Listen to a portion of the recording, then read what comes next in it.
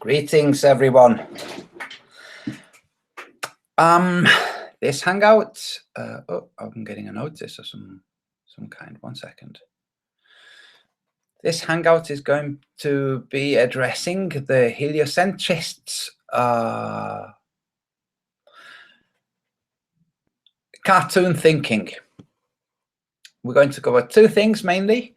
First, the ISS, and second, the Earth-Moon-Sun relationship as exposed by Mike Ball and Rich, Mr. Thrive and Survive. If you haven't watched those, I'm going to play one of them here.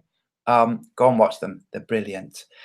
I didn't receive a notification from Mike Ball, but you know, we know how YouTube plays. So everything's hi everybody in the chat. Nice to see you all here. Okay.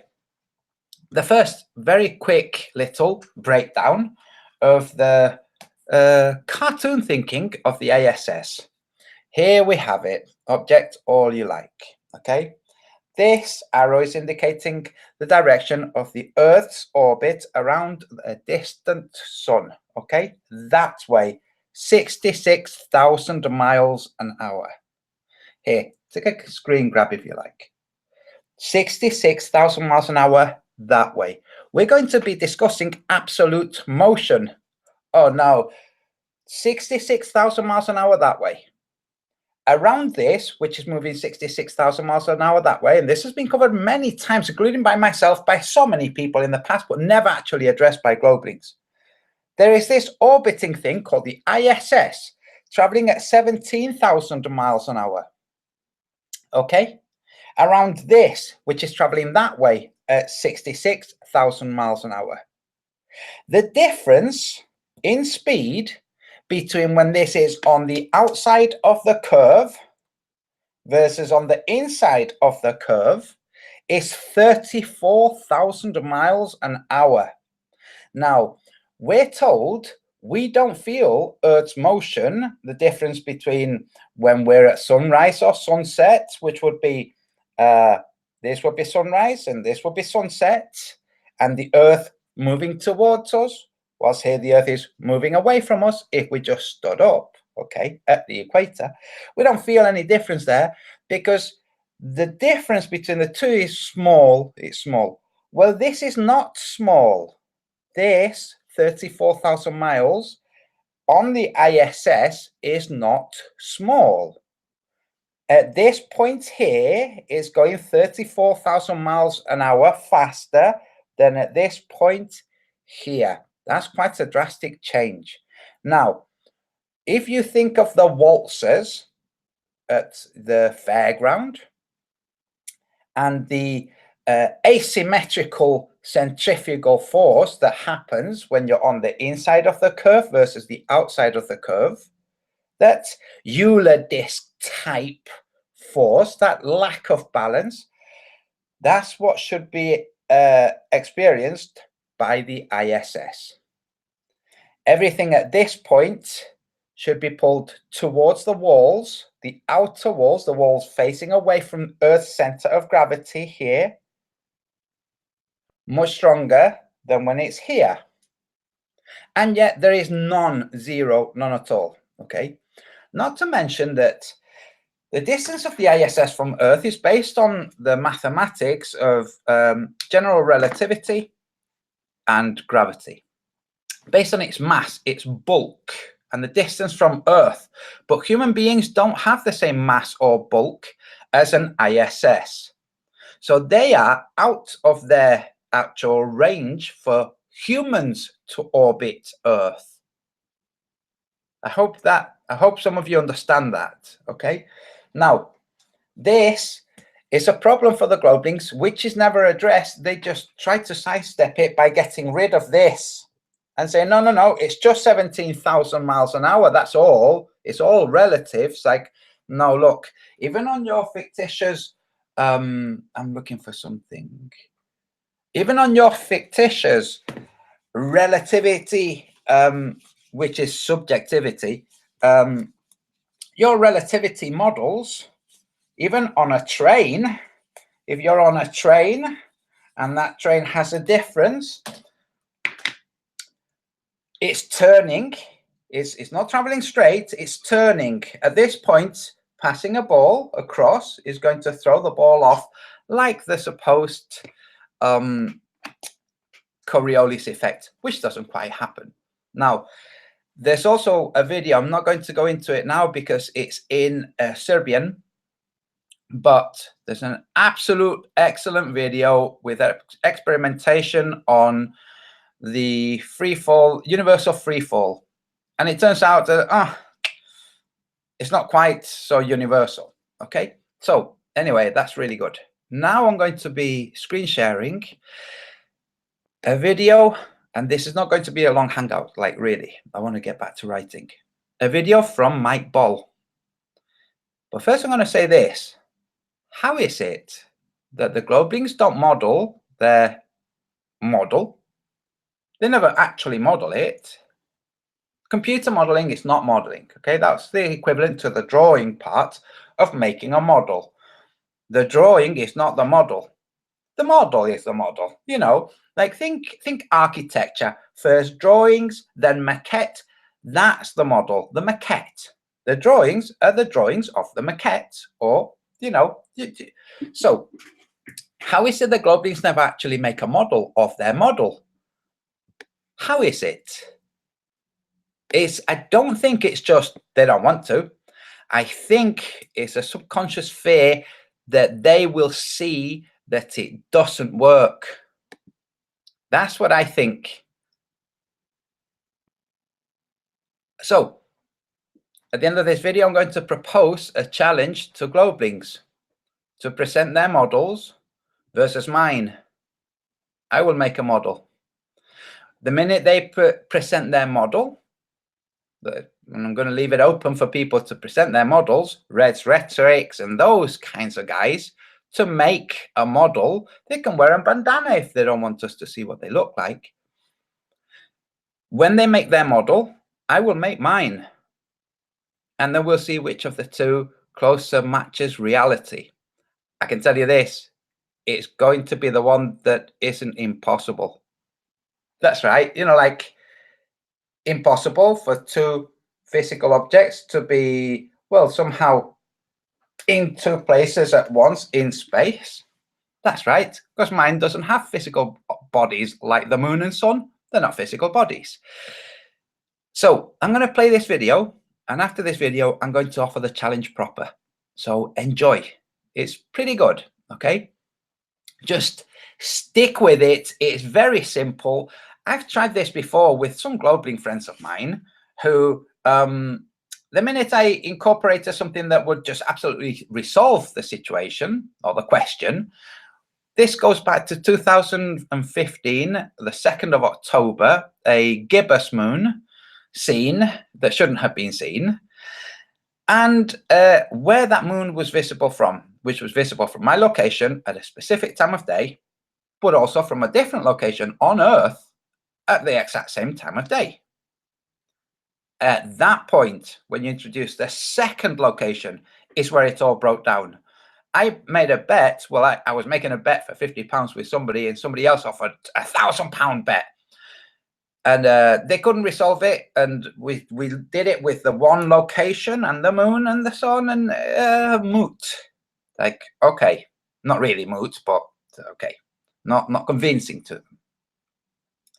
When I realized I could show it from Las Vegas too, simultaneously, at that point it breaks down. But at that point they said, well, that wasn't the original bet. So yeah, it was moot. Now we're going to see the same thing, the same criteria, different times, but the same points. Okay, so enjoy. It is pretty good. And this is going to be the kind of things that students are going to be able to take to their physics teachers at schools and colleges, universities around the world. They're going to be able to take to their physics teachers and say, look, sir, I have set it up in the yard, in the playground, in the hall. Okay, this is the kind of thing. This is why the Globelings do not actually ever produce a model a real model. Remember, a drawing of a model is not a model. Mathematical breakdown of a model is not a model. That's the equivalent to the drawing. The model is the model, actually placing objects to play the roles of, well, the supposed objects. So here we go. Hi guys, this is Mike Bull. I'm just putting a real quick video together because Mr. Thrive and Survive did a live stream today and talked about some experiments we did this weekend. And it's hard to picture it without visuals. I recently did this video, Sun and Moon Angles Part 2. You can watch it if you want to get the full breakdown. But the gist is, in the heliocentric model at new moon, peak new moon, if you imagine this red line is a plane that dissects the Earth from North Pole to South Pole and dissects the sun, well, the moon in its orbit, at some point during the month, the same plane will dissect it. That is the moment of peak new moon.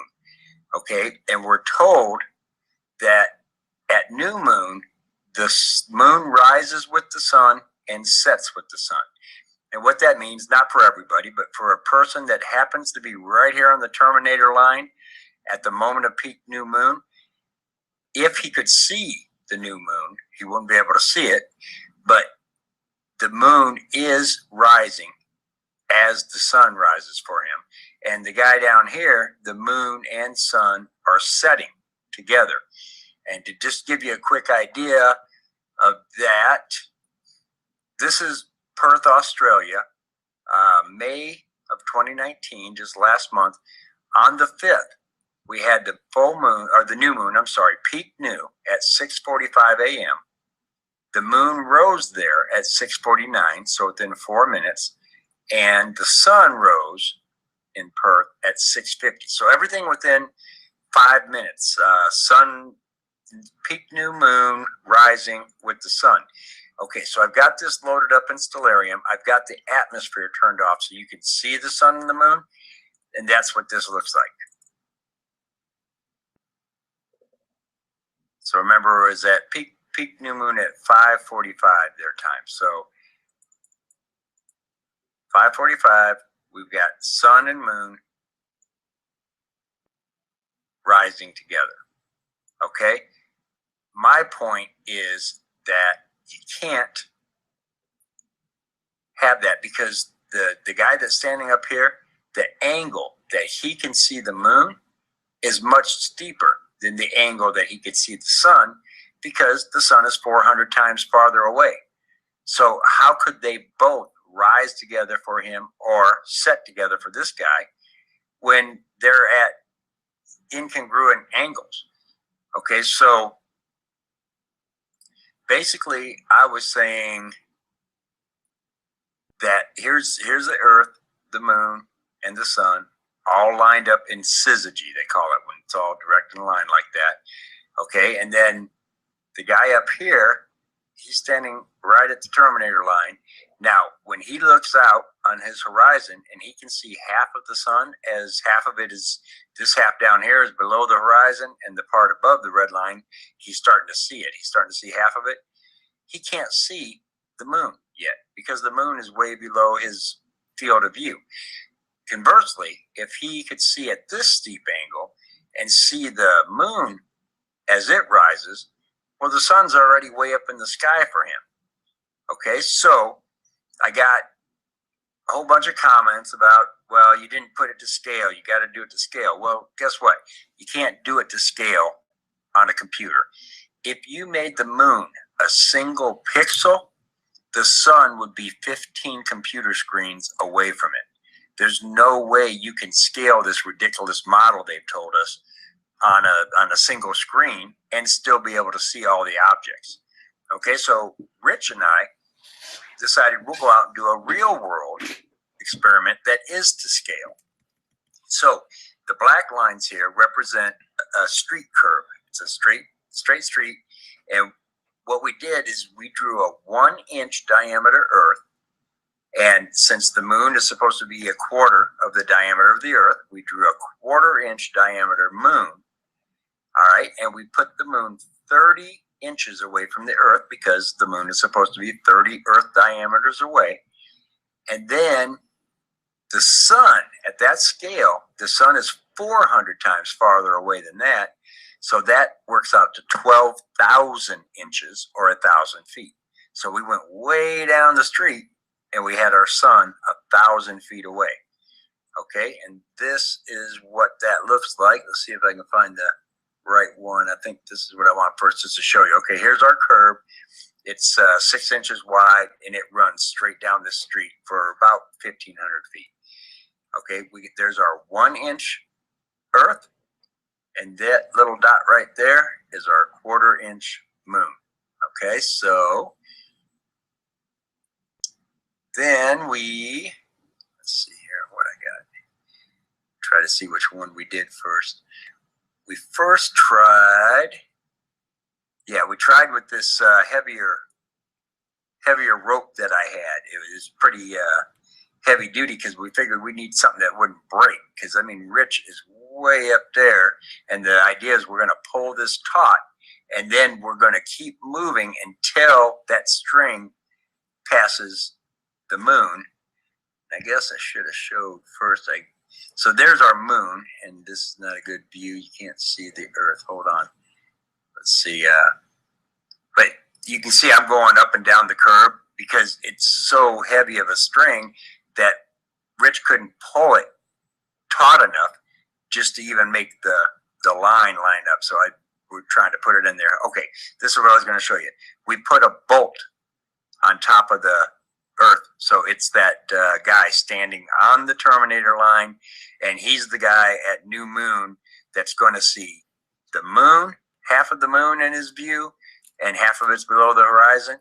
And he's also going to see the sun, which has to be on this curve too, according to the heliocentric model.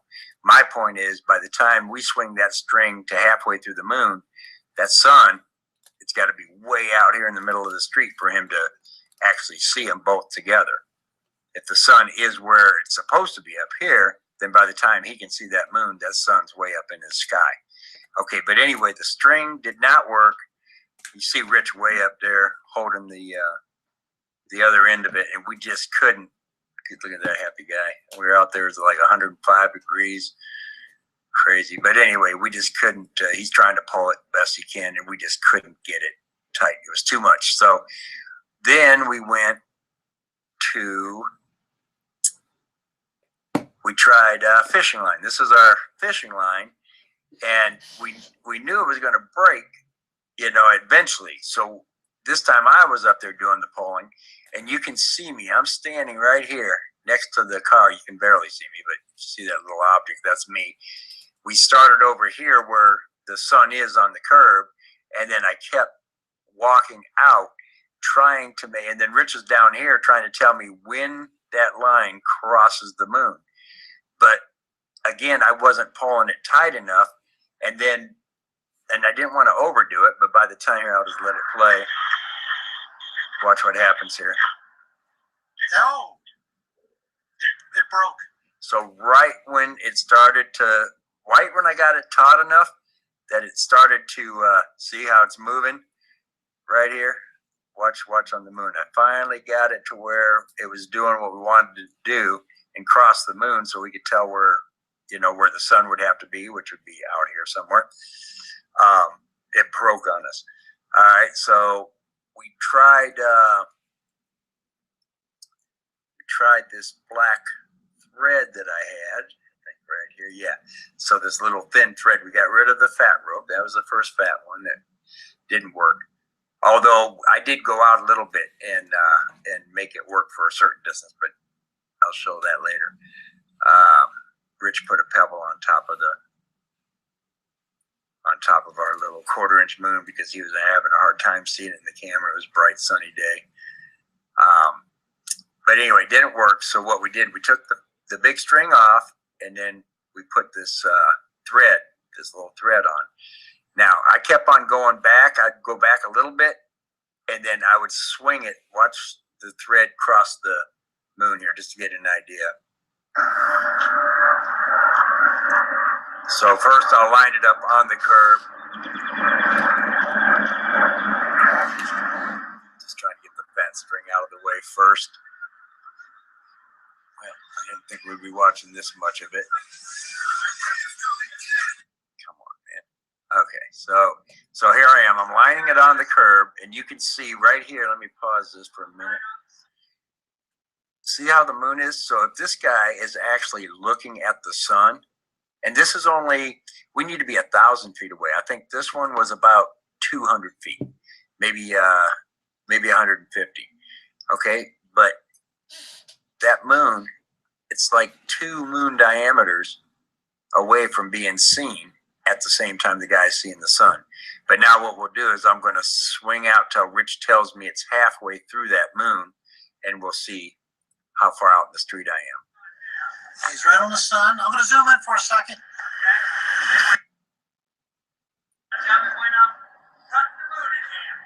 So now I'm just working out into the street. You can see the thread moving.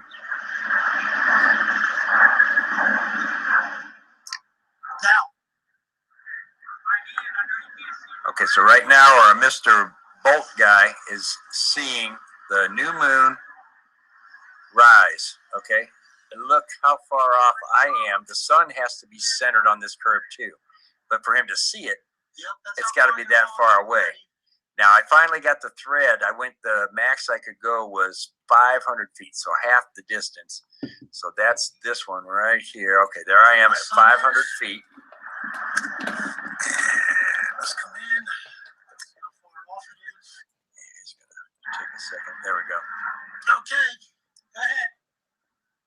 Okay, so we're off of the moon. We're on the sun. We're off the moon. But now as I'm moving out into the street, he's going to stop me when he's halfway through. Okay, now he's going to show how far out in the street I am. Look how far.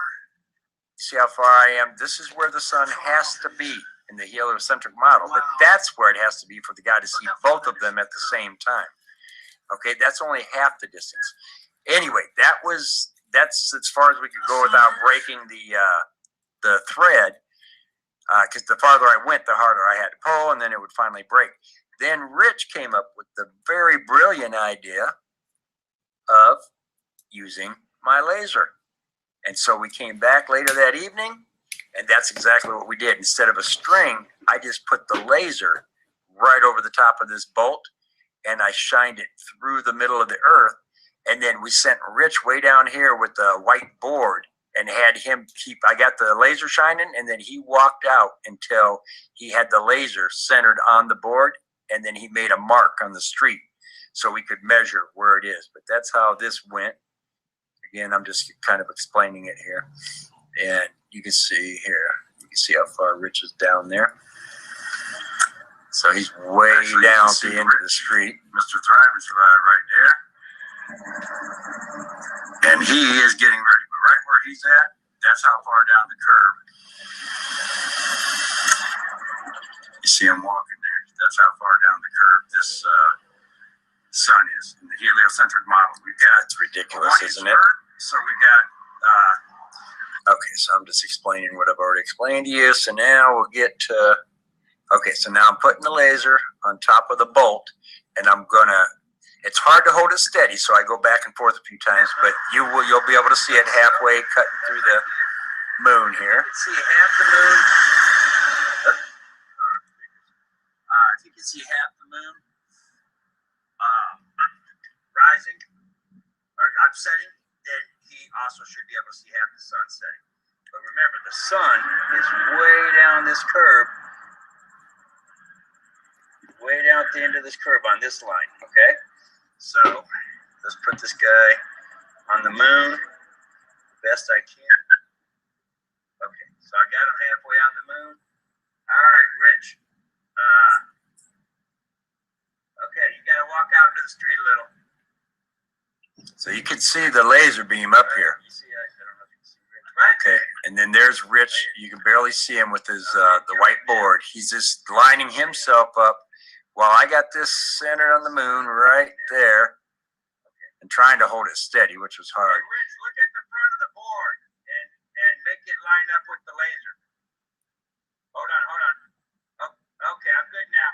we noticed that during this experiment, we noticed that the laser goes much farther than 1,000 feet. So we're going to do it again with the laser. We'll have to find a farther, a longer straight street or a place that we can do it for a longer distance. Then we can get to maybe a 2 or 3 inch Earth, you know, and a 1/2 inch moon, and just show everything better. Because I mean, 1/4 inch moon, that sucker is so dinky. But anyway, this is to scale. He is walked straight out from where the sun should be in the heliocentric model.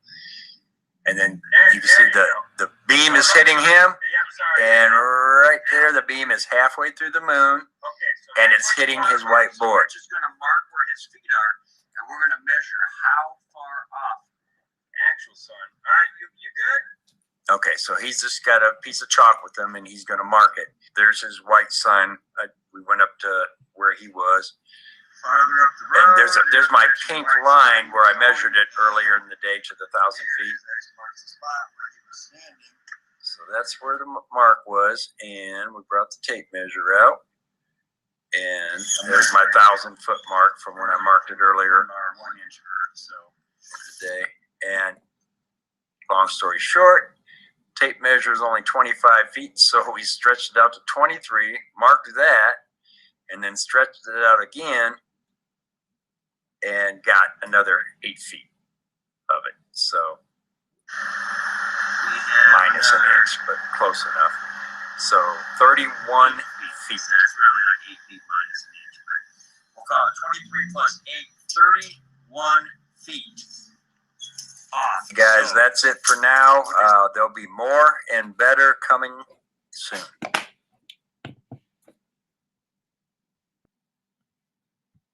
Good man.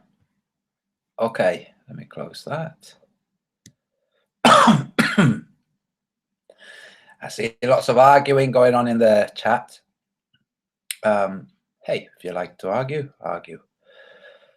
I'm paying attention to this. I'm bringing attention to this. Globelings never model their globe when, say, National Geographic or something like that has made a show of modeling it. They haven't really. All they've done is they've taken 3 balls, done no tests, no observations. They could have made tests and observations from the 3 balls they set up in the desert. They don't model it. Globelings do not model their model. The observation Mike Ball is making is this. Look, okay, you got peak new moon. You also have peak full moon. But let's work on the peak new moon because it makes it so much easier to spot. This peak new moon is based on a mathematical concept that between the center of the sphere Earth, the moon reaches a point where it's bisected by the sun, a straight line from the sun, from the center of the sun to the center of the Earth. There's a point where the moon crosses that center. Okay, that would make it peak new moon. The instance where if it was exactly aligned, we would have the center, the full totality of an eclipse. Okay, that point. Peak new moon, because the moon is supposed to be above and below the sun on its ecliptic. We don't have an eclipse. Did you hear that, Riley? Now, the mathematical concept, which is this red line in the center, it breaks down when tested with, well, reality. You see, the rest of their concept, and the reason I showed that earlier with the ISS, is that they compartmentalize and they say, okay, for this discussion, we will consider only these parameters. This goes back to me asking rhetoric, is the sun moving? They can't take a holistic approach, look at the entire situation. They can only look at small situations, small. The real world doesn't work like that, okay? In the real world, you have everything interacting with everything else. There's no isolated systems. So here you have sunrise and here you have sunset on an Earth that is rotating this way, okay? We're not talking about the orbits. We could continuously refer to it, the orbits, but we don't have to, but we could, okay? we certainly don't have to isolate it or remove it. So the Earth and the Moon are going in space that way. That's how that orbit discussion will go. The Moon reaches a point where it's midway between the center of the Earth and the center of the Sun.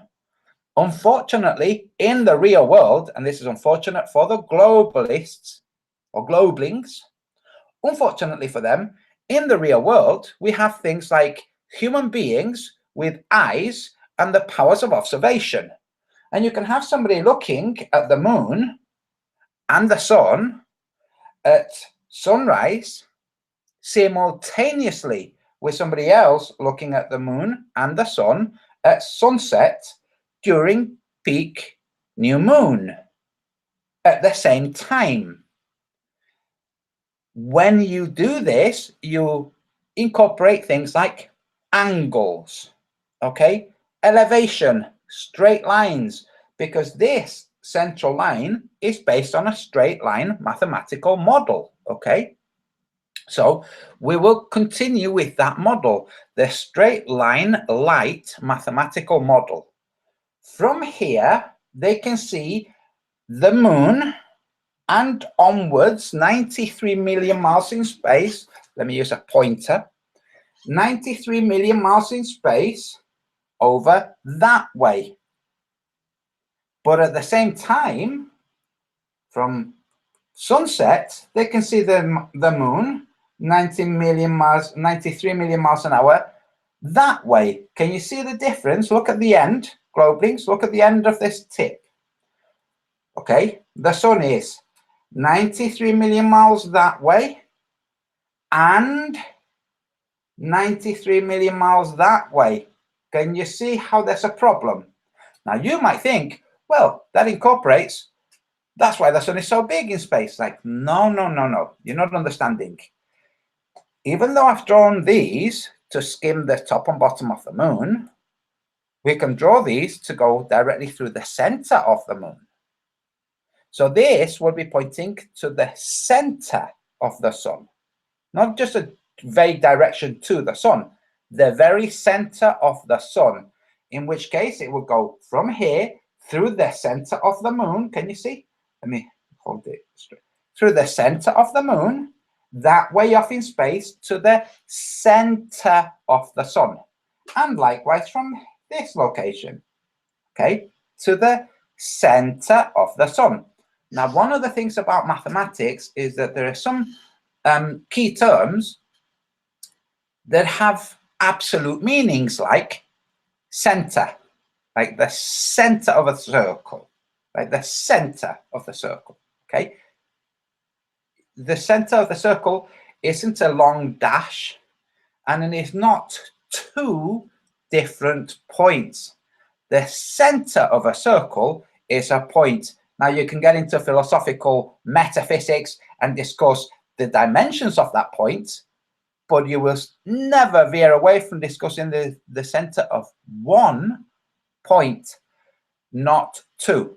The video I showed from Mike Ball, and again, Mr. Thrive and Survive has a video made about that, is discussing the Sun's location relative to the Moon compared with the real world. So in the real world, you can be at sunrise watching the Moon and the Sun, peak new moon, simultaneously with somebody else watching the Sun and the Moon at the antipode, the opposite end of the Terminator, okay? At the same time. And what's happening is the angles in the real world are heading off to a converging point in the real world. But it turns out that angles aren't actually straight lines. Oh, that's got to irk. But if you look a bit deeper into like the more advanced mathematics, you'll find that any straight line is actually, according to advanced mathematics, any straight line is actually a small portion of a very, very big circle. So it's not really a straight line. Can't be straight and a portion of a circle at the same time. But yes, infinitely large circle, that's what a straight line is. Like, it's a way of hedging bets. But anyway, turns out it's true. Straight line, when looking at things like light, is slightly curved. Never mind that. The globe model doesn't say that. The globe model says straight lines. That's how degrees work, straight lines. They're seeing the sun and the moon. They're seeing the sun and the moon. On the globe, when you combine those two, you have this line that splits through the center of the moon or the top or the bottom. It doesn't matter which. It splits and heads off to one sun in that direction and to one sun in that direction. And the distance between those two suns is much, much larger than the size of the actual sun, according to their model. Much larger. I've not looked at the details yet, but it's going to end up being like 150 suns, 130 sun widths, something like that. And that's a very rough guess. This is why when National Geographic sets up a great big ball, that's the sun, and goes off, oh, and here's Earth, and oh, and they set up this huge 7-mile wide solar system until Pluto, they ignore Pluto. When they do this, they don't use it to make any observations. Like, well, now that we've got it set up, let's go and look at the moon from here. That's interesting. Let's look. Oh wait, the sun's parallaxed. From here, we've set it up so we can see the moon and the sun over there. Now we look from here. Oh no, the sun has parallaxed. Now do you see, Globelings? Your model doesn't work. It really doesn't work. So I am proposing a challenge. I'm throwing down the gauntlet. Globelings, bring me your best modeling of your globe. It has to be physical and to scale. Now, if you get all bent as to shape about the scale, a 1 centimeter Earth means a 2.5 centimeter moon at 30 centimeters away, which is about this far away, not so far. And then at 106 meters, the sun, and the diameter of the sun would be a meter. Okay? Approximately a meter. Well, it's actually a meter, 1.9 meters. Okay? No, wait, no, 1.09 meters. 109 centimeters, the sun. So maybe like a floodlight. There you go. You can get big floodlights. Get a floodlight. All you need is a sports hall or a field. Set up the spotlight. Set up your moon and your Earth and make observations. And you'll find it doesn't work. First, you don't get the shadow from the moon like the eclipse. That's an icky little problem. The shadow from the moon would be approximately the size, especially if you do it at nighttime, of the diameter of the moon. It won't have tapered, but never mind that. Now let's make observations from this 1 centimeter Earth in respect to the moon and the sun. It's like, oh, the whole thing breaks down, but give it your best shot, Globelings. You keep asking for a model of the flat Earth. Present your globe Earth model. Just go ahead. Bring it to this channel. Share it all over the place. Model it and present it. George Nyatuk or Nashuk. Present it. Bring it. Present it. Slice Parkane. Bring it. Sean Dawkins, whatever the Hufford. Sean Hufford. Make it. Present it. You see, a while ago, some of you guys won't know this. Those two charlatans accused me of having manipulated an observation of Mount Rainier. I didn't manipulate it. It was a flat table at the correct distances, to scale, correct heights, everything to scale, replicated the photo that was supposedly impossible to replicate on a flat Earth. Unfortunately, it could only be replicated on a flat Earth. If you brought in the curvature, you could not replicate it. Okay, so Mount St. Helens was hiding Mount Rainier. Now,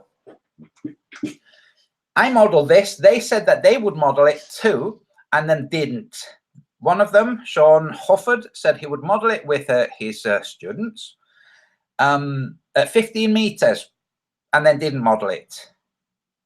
Globally modeled it in meters, but introduced this block in front of the camera for no good reason.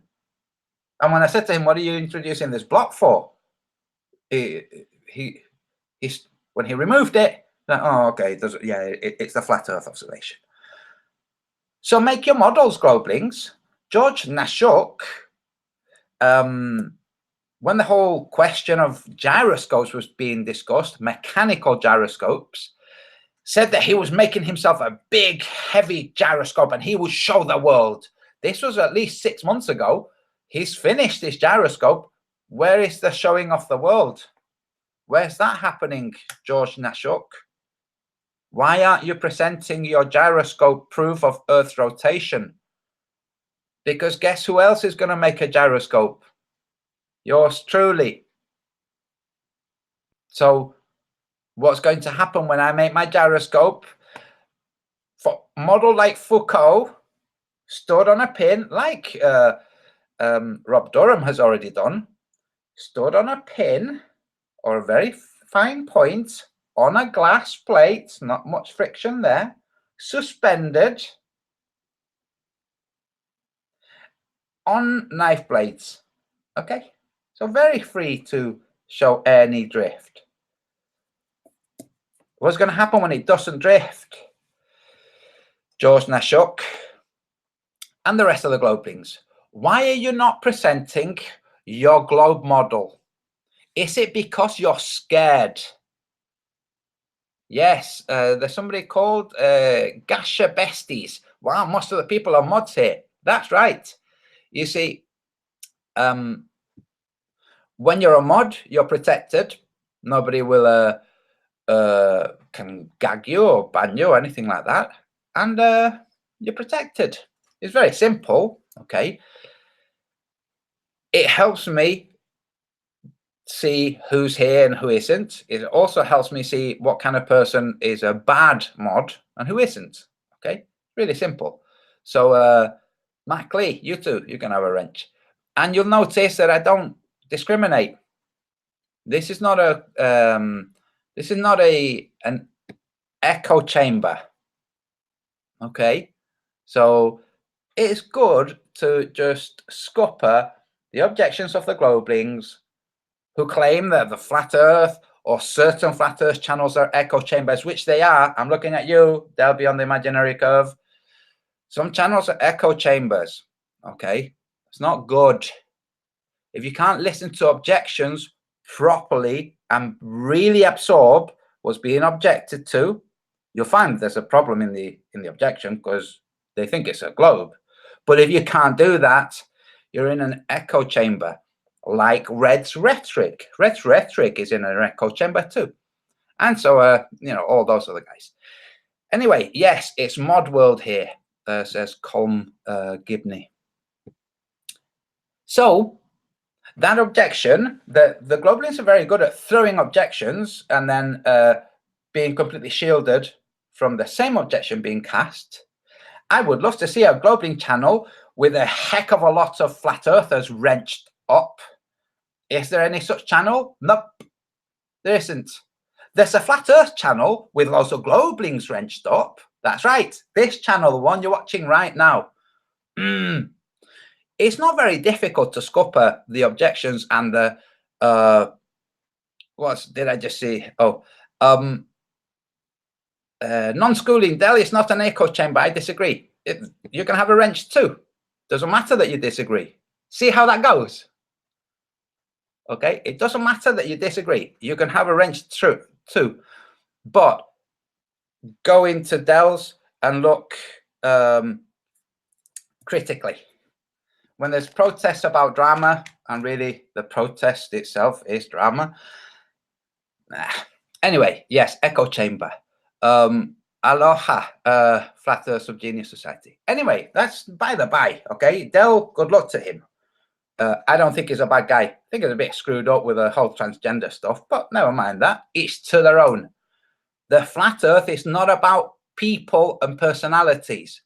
The video that I just showed is from Mike Ball, okay? Who's heard of Mike Ball? Very few people, has very few subscribers. Doesn't alter the fact that he's just brought an observation to the table that is stronger than anything that the Flat Earth debates have brought, or any of the other so-called, notorious channels. And I said it a few weeks ago, and I love saying that I said it a few weeks ago, because it's like, hey, I'm confirming it. Some of the best observations presented to Flat Earth are by small channels. That's right. Channels that get ignored. Channels that don't get it. Sorry, I'm trying to wrench people whilst I'm doing this. Channels that aren't really acknowledged, channels that aren't promoted. So I try to promote. So like, here you are. Go to Mike Ball. Yeah, anyway, who's this? Smoke. You're going to have a wrench too. This isn't a rant about who's who and who's the best. And no, look, this is about, forget all of that crap. Globelings, present your models, your physical models, and present the observations on your physical models. Now, we're not going to ask you, I'm not going to ask you to model the tides, because obviously you can't. You know, in your worldview, you would be subject to gravity's pull down, so you can't model it. I can model them on mine, even though I also am subject to the same downward acceleration. But I can model mine. That one, I can model the tides on that. Did you hear that, Globelings? I can model with water the tides on that. Isn't it amazing? I mean, not literally that, because it would just run off the wall, yeah? That, made in relief on a ceramic plate, I can model the tides. So I'm not going to ask you to model the tides. There you are. Beyond the imaginary curve, you have a... yes, DG, I've seen you spreading stuff. Just stop it, okay? Now, I'm not asking you to model the tides, Globelings. Just the celestial observations you so rely on for your globe. Model those physically, because a mathematical model or a drawing is not a model. It's simply a drawing. I'm going to walk you through this again one more time. In architecture, like in engineering, first there's the concept, then there's the drawing, then there's the several drawings from different angles, and from those drawings, a maquette is made. The maquette is a model. That's what we're looking for. That's what you Globelings need to set up. A physical maquette, a physical model to scale. Okay? So set it up. I've given you the dimensions of 1 centimeter. Earth means a 2.5 centimeter, 0.25 centimeter moon at 30 centimeters distance, with a sun that's 109 centimeters at 100 meters away. Okay, there you go. Not so undoable. 109 centimeter sun, so that would be a floodlight. Okay, so make it. Just go ahead and make it, because if not, all that you're doing by engaging with the theory and the mathematics and the cartoons is you're engaging in cartoon thinking. The reason why the architects go from concept to drawings to maquette, the reason they do this is because sometimes the drawings can mislead. Now, all of the training for architecture is to know how to not mislead yourself through drawings, okay? But in the construction, you'll find any problems. With your globe, in the construction you find the problems, because whilst you're constructing it, you'll say, okay, so now we will align the moon to an eclipse. So there's a floodlight, 106 meters. I think it's 106 meters away, floodlight. And then centimeters away from the moon, 30 centimeters from this 1 centimeter moon. This is 25 mil, 250 mil, sorry, moon. Okay, we set it up for the eclipse. Oh shit, it's not working. We'll set it up for the peak moon, not the eclipse. Bring it down a little bit, you know, keep it in those 5 degrees. Ah shit, it doesn't, it's not working, fellas. The sun keeps parallaxing. You see, when you align the sun with the center of the earth, so you have the sun, center of the earth, one straight line between the two, and you place the moon in the middle on that one straight line. When you look from sunrise or from sunset, trying to replicate reality, because in the reality of the real world, you really can look at it at sunrise and sunset simultaneously. But when you do this with a physical moon and a distant physical sun, you'll see parallax. In other words, with your model, what we see in the real world is impossible to see. Now, you might want to say refraction, but the problem for you is this. Refraction is only caused by the atmosphere. It's not caused by the locations of things far away. In your model, you cannot have, and I'm going to very truncate it very much, you cannot have a sun and moon. Okay, now remember, truncated. You cannot have a sun and moon that keeps this relationship bending up to this location and bending down to this location. Okay, you can't. This is not really this far away. This is 93 million miles away that way. Okay, the only things that the atmosphere would refract would be the light and the coherency between the light that arrives at the atmosphere. That's the only thing the atmosphere can bend up or down. It can't get rid of parallax. Okay, Globelings, so go ahead and make your models and present them. Paste a link to them in this channel under this video. Okay, just go ahead and do that. Then we will compare your model with my model. We'll see whether models matter or not. Okay? Okay. So thank you very much, everybody in the chat. Oh, wait, there's somebody who doesn't have a thing. Is this about the making of cartoons? Ganta Kanata? No, it is not. It is about cartoon thinking, which is the kind of thinking that has, through cartoons, programmed the not very discerning into analyzing the world through cartoon logic, not real troubleshooting logic, just a cartoon version of it. So there you go. Okay, says Elaine Gacha. Okay, I hope you make one, or anybody else, because this is the thing.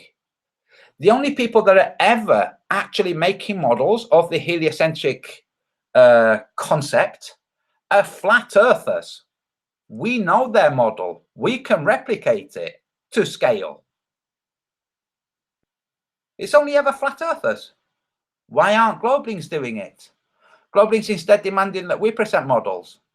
So I'll present my model. I'm happy to present it with the what's it called? Equatorial mounts and angles. I'll present mine. You present yours.